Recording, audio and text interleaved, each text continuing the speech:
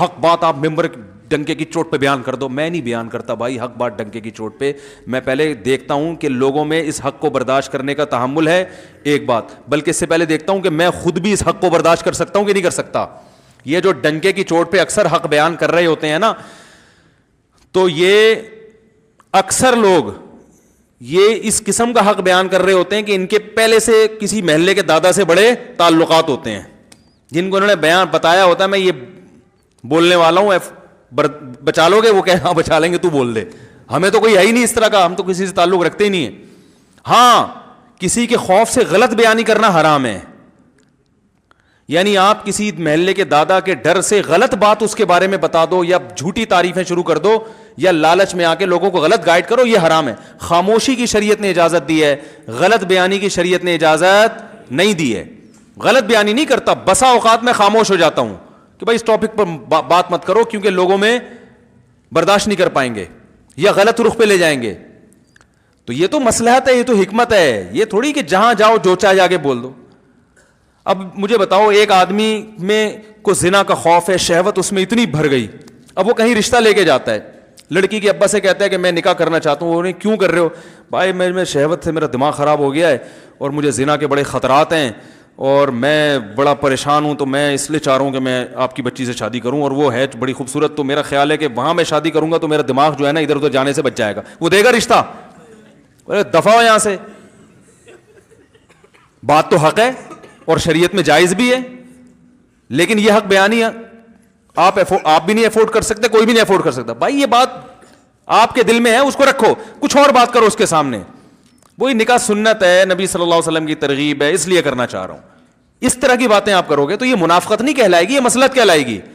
ہر بات ہر جگہ کہنے کی نہیں ہوتی. ایک صاحب نے ایک شادی کی تو مجھے بتایا کہ میں نے نکاح کا پیغام بھیجا اور ان کو میں نے پہلے بتا دیا کہ میں 4 کروں گا.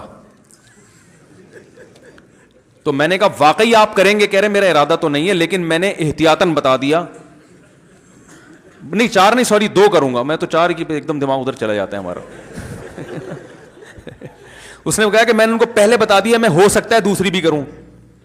تو میں نے کہا آپ نے ان کو, آپ کا واقعی ارادہ ہے؟ اگر ارادہ ہو پھر تو چلو ٹھیک ہے. کہہ رہے نہیں میرا ارادہ تو نہیں ہے لیکن میں نے احتیاطاً بتا دیا. میں نے کہا کیوں؟ کہہ رہے بھائی ہو سکتا ہے میری بیوی وہ جو ہے ایسی نکلے کہ بد اخلاق ہو اور مجھے ضرورت پڑ جائے دوسری شادی کی.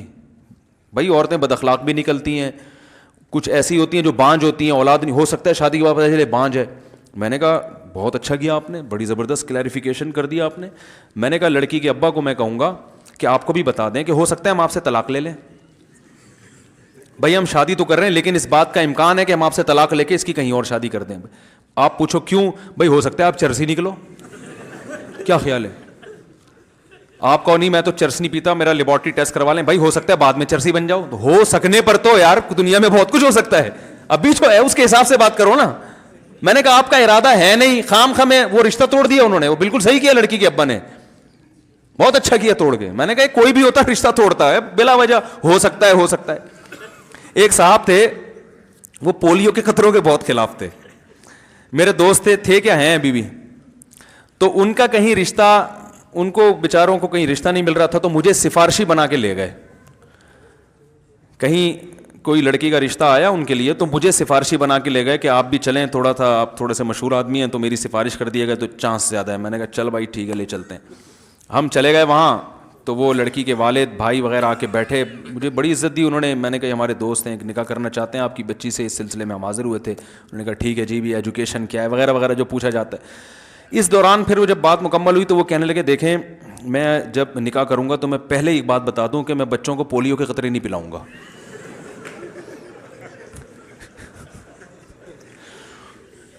ابے میں سر پکڑ کے بیٹھ گیا یوں کر کے. اب میں اس کو یوں اشارہ بھی نہیں کر رہا کہ میں یوں کروں گا تو وہ بولیں گے یہ آپس میں ان کا پہلے سے کوئی پری پلان ہے کہ میں یوں بولوں گا تو یوں بولنا. اب میں دیکھ نہیں رہا اس کی طرف. وہ کہہ رہے کیونکہ میں یہ پولیو نہیں, میں اللہ پہ توکل کرتا ہوں, یہ یہودیوں کی سازش ہے اور یہ فلانا ہے اور یہ ویکسینیشن اور یہ. ابے تو شادی تو ہونے دے, بچے تو ہونے دے اللہ کے بعد. انہوں نے ہاں ابھی کی نہیں ہے تو میں نے پھر وہ انکار ہو گیا اور ہونا تھا انکار. میں نے پھر اس کو بول لتاڑا یار تم نے کیا. کہہ رہے بھائی ہم تو پہلے سے تاکہ بعد میں جھگڑا نہ ہو.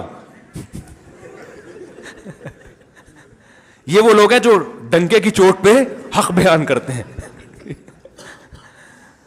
ڈنکے کی چوٹ. اب بھائی تم نے نہیں پلانے تھے اللہ کے بندے, تو وہ پولیو سے اتنا وہ نہیں ہوئے پریشان, وہ اس سوچ سے ہو گیا کہ یار یہ فنڈامنٹلسٹ کی انتہا ہے یہ تو یہ تو بہت بڑا فنڈامنٹلسٹ ہے, تو اتنا بنیاد پرست ہے. ہو سکتا ہے وہ لڑکی کے ابا بھی پولیو کے قائل نہ ہوں, لیکن اتنا پولیو لیس. تو ہر چیز ہر بیان کرنے کی نہیں ہوتی. بہت ساری چیزیں ٹھیک آپ کی رائے میں ٹھیک ہوتی ہیں, اور یہ تھوڑی کہ وہ تھی, یہ بات بھی انہی کی رائے میں ٹھیک تھی نا, ہر آدمی اس سے متفق تھوڑی ہے.